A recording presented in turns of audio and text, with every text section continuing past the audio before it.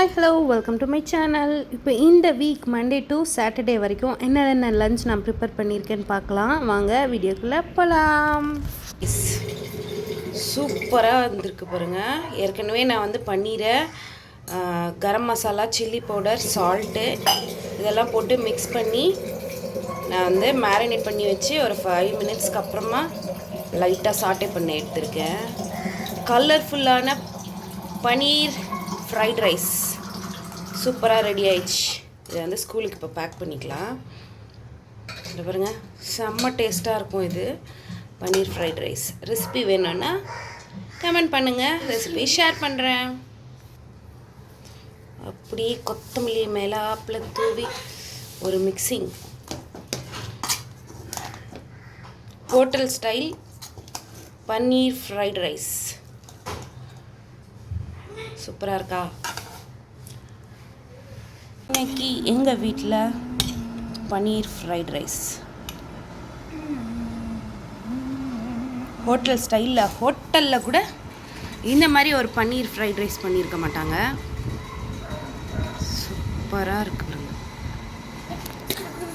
பன்னீர் எவ்வளோ சாஃப்டாக இருக்குன்னு. மேலே வந்து கிறிஸ்பியாக இருக்கும், ஆனால் கட் பண்ணால் அவ்வளோ ஜூஸியாகவும் சாஃப்டாகவும் இருக்கும். சாப்பிட்றதுக்கு சூப்பராக இருக்கும்.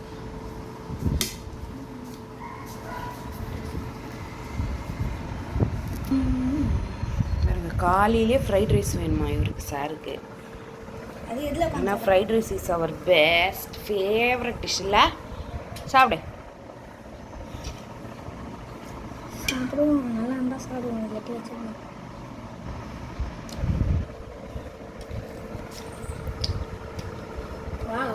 எப்படி இருக்கு? ரைஸு ரைஸ் சாப்பிட்டு பாரு. புதினாலாம் நான் போடல, சாப்பிட்டு பாரு.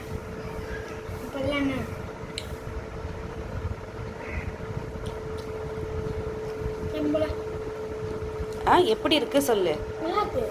நல்லா இருக்குண்ணா?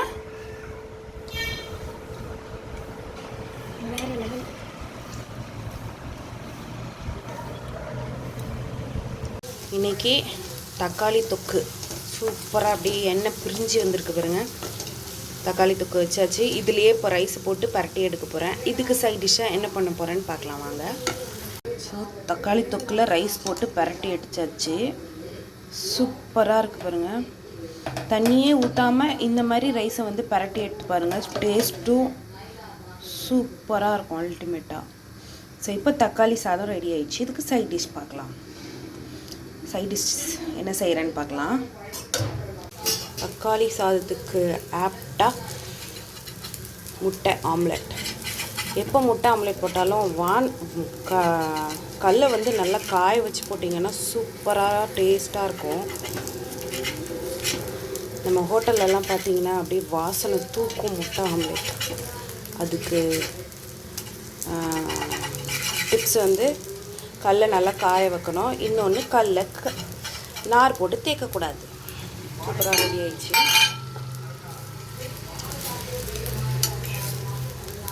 பேன் கேக் மாதிரி ரெடி பண்ணிக்க போகிறேன்.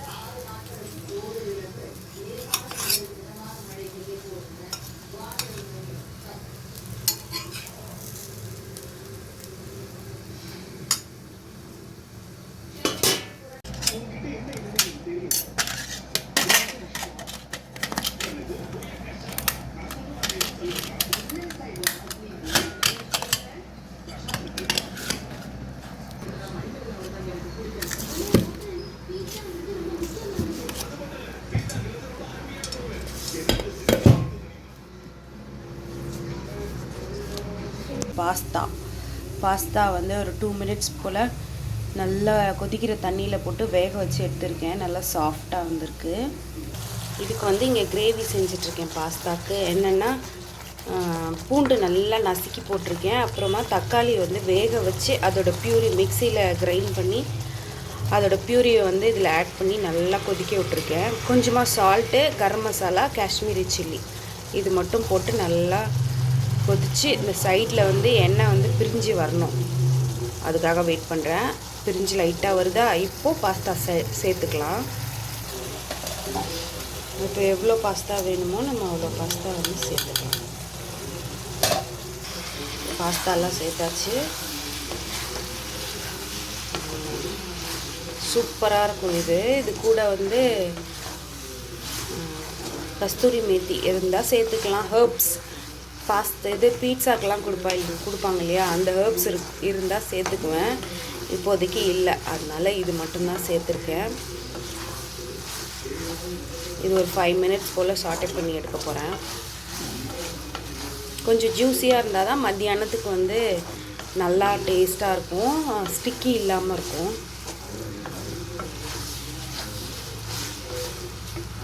இப்போ பாஸ்தா வந்து ரெடி ஆயிடுச்சு. சிம்பிளான பாஸ்தா. இது இன்னொரு வே.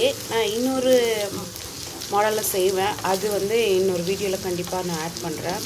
ஸோ இப்போ இது வந்து ரெடி ஆயிடுச்சு. இதில் என்ன சேர்க்க போகிறேன்னு லாஸ்ட்டாக பாருங்கள். ஸோ எக் ஸ்க்ராம்பிள் தான் வந்து பாஸ்தாவில் மிக்ஸ் பண்ணி தரப்போகிறேன். ஒன்றுமே இல்லை, இதில் சும்மா சால்ட்டு பெப்பர் அது மட்டும்தான் போட்டிருக்கேன். பாஸ்தா கூட எக் ஸ்க்ராம்பிள் சேர்த்து இது நடுவில் முட்டை வந்து மாட்டும்போது சூப்பராக இருக்கும்.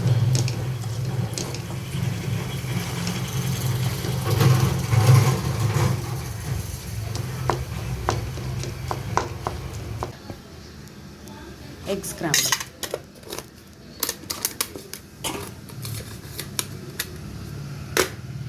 காயல் பருப்பெல்லாம் போட்டு சாம்பார் சாதம் தான் பண்ணியிருக்கேன். குழைய விடாமல் பண்ணியிருக்கேன். குழைய விட்டால் பிடிக்கல, அதனால் சாம்பார் சாதம் ரெடி ஆயிடுச்சு.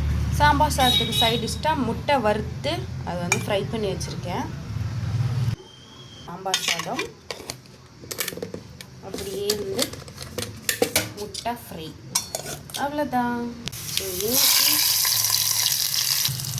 இன்னைக்கு வந்து அரைக்கீரை கடையல், லஞ்சுக்கு அரைக்கீரை கடையல் தான் பண்ணியிருக்கேன். இதுலேயே சாதத்தை போட்டு பரட்டி எடுக்க வேண்டியது தான். சைட்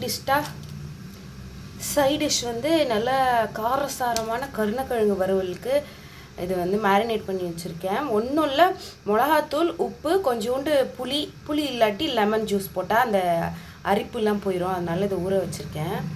கீரை சாதம் எனக்கு குழைவாக இருக்கணும் ரைஸு. அதில் கீரை வந்து அப்படியே தொக்கு மாதிரி கடைஞ்சி வச்சு அதில் போட்டு பிசைஞ்சு கை ஃபுல்லாக கீரை சாதம் தான் இருக்கணும். அந்தளவுக்கு கையே நனைய வச்சு சாப்பிடுவேன். உங்களில் எத்தனை பேருக்கு அந்த மாதிரி பிடிக்கும்? எனக்கு அப்படி தான் பிடிக்கும் கீரை சாதம் சாப்பிட. அப்படியே இது வந்து நல்லா குழச்சி உருட்டி வாய்க்குள்ளே வைக்கும்போது இருக்க சுகம் இருக்குது. அப்படியே பட்டர் மாதிரி வழுக்கிட்டு போவோம். சூப்பர் டேஸ்ட்டாக இருக்கும். இன்றைக்கி அப்படி தான் வந்து என் பையனுக்கு ஸ்கூலுக்கு லஞ்ச் வந்து ரெடி பண்ணியிருக்கேன். கீரை கடையல் சாதம் சூப்பரான டேஸ்ட்டில் இருக்கும். இது வந்து நல்லா மிக்ஸ் பண்ணி ஆற விட்டு எடுக்க போகிறேன். ஸோ அரைக்கீரை கடையல் சாதம் ரெடி ஆயிடுச்சு. வந்து ரெடி பண்ணியாச்சு.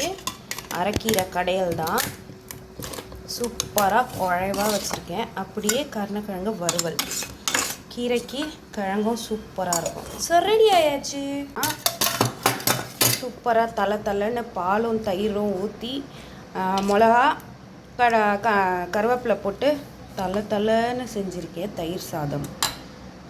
ஸோ என்ன தான் நம்ம வெரைட்டியாக செய்யணும்னு சொல்லி லிஸ்ட்டு போட்டு செஞ்சாலும் என் பையனுக்கு வந்து ஒரு சில காய்கறி வந்து பிடிக்கிறதில்ல. தேங்காய் சாதம், வெங்காய சாதம், பீன்ஸில் உசிலி பண்ணுவேன், கூட்டு பண்ணுவேன், இதெல்லாம் வந்து அவனுக்கு பிடிக்கிறதில்ல. அப்படியே வச்சுட்டு வந்துடுறான். அதனால வந்து ஒரு சிலது பிடிக்க மாட்டேங்குது. ஸோ இன்றைக்கி ஃப்ரைடே வந்து தயிர் சாதம், கர்ட் ரைஸ்லாம் சூப்பராக க்ரீமியாக பண்ணியாச்சு. அதுக்கு வந்து ஆப்டாக என்னங்க பண்ண முடியும்? தயிர் சாதம்னா உருளைக்கிழங்கு, அவ்வளோதான்.